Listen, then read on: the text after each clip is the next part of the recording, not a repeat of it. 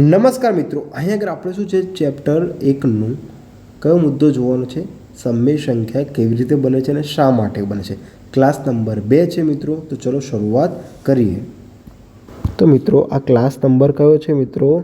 Class number 2 છે. જો તમે અગાઉના ક્લાસ ના જોયા હોય તો નીચે તમને લિંક મળી જશે મિત્રો.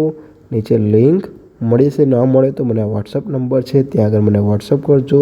ત્યાંથી હું તમને લિંક પ્રોવાઈડ કરાવી આપીશ મિત્રો. ઓકે, ચલો હવે ક્લાસ નંબર 2માં આપણે જોયું હતું કે જ્યારે ક્લાસ નંબર 1માં આપણે ક્યાં એન્ડ કર્યું હતું? 6x એન્ડ કર્યું હતું, એટલે કે 6 ગણી હતી. બરાબર, તમારા ઉંમર કરતાં મારી ઉંમર કેટલી હતી?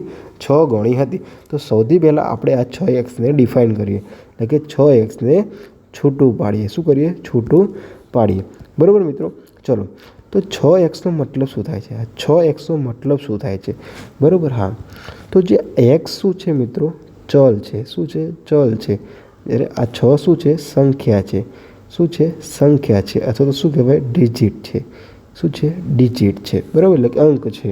તો હવે જો આ ચલનો મતલબ શું છે? હવે તમે મને કહેજો કે 6 અને xમાંથી શું બદલાવી શકાય? શું બદલાવી શકાય? તો હવે જો મિત્રો, માની લો હવે શું 6 અને xમાંથી શું બદલાવી શકાય? તમે કહો સાહેબ 6 બદલાવી શકાય, એટલે કે 6ની જગ્યાએ તમે 9 લઈ લો, 8 લઈ લો, ગમે સંખ્યા લઈ લો. બરાબર, હા. અને એક્સની જગ્યાએ પણ તમે શું લઈ શકો? વાય, ઝેડ, પી, ક્યુ, જે બી એબીસીડીમાં લઈ શકો. પરંતુ મિત્રો હવે સમજવાનો પ્રયાસ કરજો. શું કહું છું? હવે સમજવાનો પ્રયાસ કરજો. બરાબર, હા. માની લો કે આ શું છે? 6x છે. બરાબર, હા. હવે હું તમને કહું છું કે x બરાબર 3 મૂકો. x બરાબર કેટલા મૂકો? 3 મૂકો. તો 6 અને xની જગ્યાએ 3 મૂકો એટલે જવાબ શું આવશે મિત્રો? 18 આવશે. કેટલો આવશે? 18 આવશે. ખબર પડી ગઈ? હા. તો હવે મિત્રો જુઓ કે આ xની જગ્યાએ આપણે સંખ્યા મૂકી તો આપણો જવાબ પણ શું આવી ગયો? સંખ્યા આવી. આટલી ખબર પડી ગઈ? હા. હવે જુઓ, હવે શું થાય છે? શું કે તમને અત્યાર સુધી ગોખાવે છે મિત્રો? ગોખશો નહીં, સમજો, સમજવાનો પ્રયાસ કરો. હવે જે 6 બદલાણા ના બદલાણા, બદલાણું શું? x. શું બદલાણું? x. તો હવે આગળથી આપણો કોન્સેપ્ટ છે મિત્રો. શું કોન્સેપ્ટ છે? કે જ્યારે ચળ શું હોય છે? ચલ શું છે? બદલાતા નથી. આ વસ્તુ શું છે? ખોટી છે. શું ખોટી છે? કે ચલ બદલાય છે. તો સંખ્યા શું કહેવાય મિત્રો? સંખ્યા બદલાતી નથી, એટલે કે 6ના 6 જ રહ્યા. ખબર પડી ગઈ આટલી વસ્તુ? હા. ચલો, સિમ્પલ છે. હવે હું તમને એક બીજું સમીકરણ આપ્યું છું મિત્રો, સોલ્વ કરો. બરાબર, 6x + 2 બરાબર 0. તો હવે તમે આગળ શું કરશો મિત્રો? 6 લખ્યા, આગળ ચલવાળું લખ્યું, હા, વત્તા +2 છે. હવે જો આ સમજો કે +2 છે, આ બાજુ જાય બરાબર, નહીં તો કેવા થઈ જાય? -2. ખબર પડી ગઈ? હા. તો હવે x બરાબર આ શેમાં છે? ગુણાકારમાં છે, તો ભાગાકારમાં છે. x બરાબર -2/6. હવે માઇનસ કેટલા? 2/6. તો ઉડાડો ભાગ, 2, 3, 6. તો જવાબ શું આવ્યો? x બરાબર -1/3. તો હવે મિત્રો અહીં આગળ આપણો એક કોન્સેપ્ટ આવ્યો. કયો કોન્સેપ્ટ છે? કયો કોન્સેપ્ટ છે એ જોવાનો પ્રયાસ કરજો.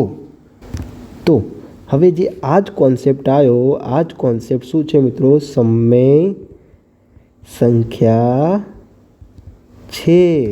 કેમ સમય સંખ્યા કીધું મેં મિત્રો? કેમ કે સમય સંખ્યા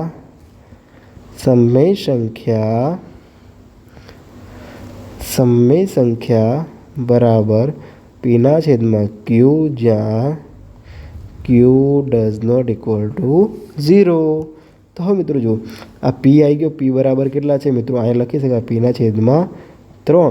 ખબર પડી ગઈ? હા. પરંતુ માઇનસની નિશાની છે તો માઇનસ કરી દો, આપણને કશું જ નડતું નથી. તો p/qનું સ્વરૂપ આવી ગયું. હા. હવે સાહેબ તમે એમ કહો કે સમય સંખ્યામાં ઋણ આવે? લે, હવે એક મોટો પ્રશ્ન થઈ ગયો મિત્રો. શું થઈ ગયો? ઋણ આવે. તો આનું પણ સોલ્યુશન આપણે આગળ કરીશું. જેમ જેમ આપણું ચેપ્ટર ચાલતું જાય મિત્રો, તેમ તેમ આનું પણ સોલ્યુશન કરીશું મિત્રો. ચલો, ખબર પડી ગઈ મિત્રો.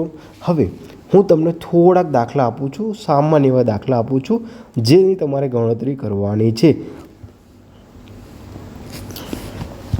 મિત્રો. હવે હું તમને આગળ પ્રેક્ટિસ માટેના 5 દાખલા આપીશ અને તેની ગણતરી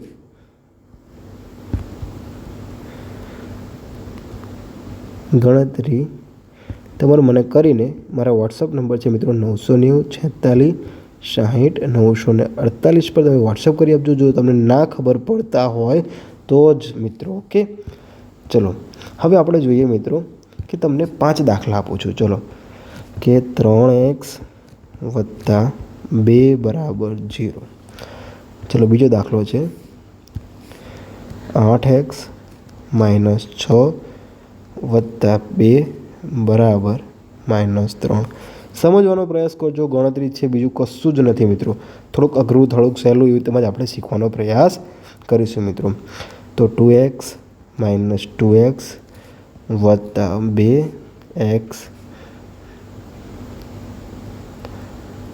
4x = 0. સમજવાનો પ્રયાસ કરજો. સાવ સહેલા દાખલા છે મિત્રો, સાવ સહેલા છે. મગજ કંઈ વાપરવાનું જ નથી આમાં. ઓકે, ચલો, ચોથો દાખલો છે 3x + 4x = 2. સોલ્વ જ કરવાનો છે મિત્રો, સોલ્વ કરવાનો છે, સોલ્યુશન લેવાનું છે બરાબર. ખાલી આપણે ગણતરી જ કરતાં શીખવાનું છે. દાખલા કેવી રીતે ગણાય છે આગળ જોઈશું આપણે. તો 2x + 6x - 3 = 0. તો બધાનું તમારે શું કરવાનું છે? સોલ્યુશન કરવાનું છે. જો તમને ના ખબર પડે તો મારા વોટ્સઅપ નંબર છે મિત્રો, ત્યાં આગળ ફોટો પાડીને મોકલી આપજો, જેથી કરીને આપણે દાખલા ઝડપથી ગણી શકીએ અને આપણા કોન્સેપ્ટ ક્લિયર થઈ જાય મિત્રો. જો તમને લાગતું હોય કે આ ચેનલમાં કંઈક શીખવા મળે છે તો જ મિત્રો લાઇક, શેર અને સબસ્ક્રાઈબ કરજો અને તમારા બધા જ વિદ્યાર્થી મિત્રોને મોકલજો. જય હિન્દ, જય ભારત.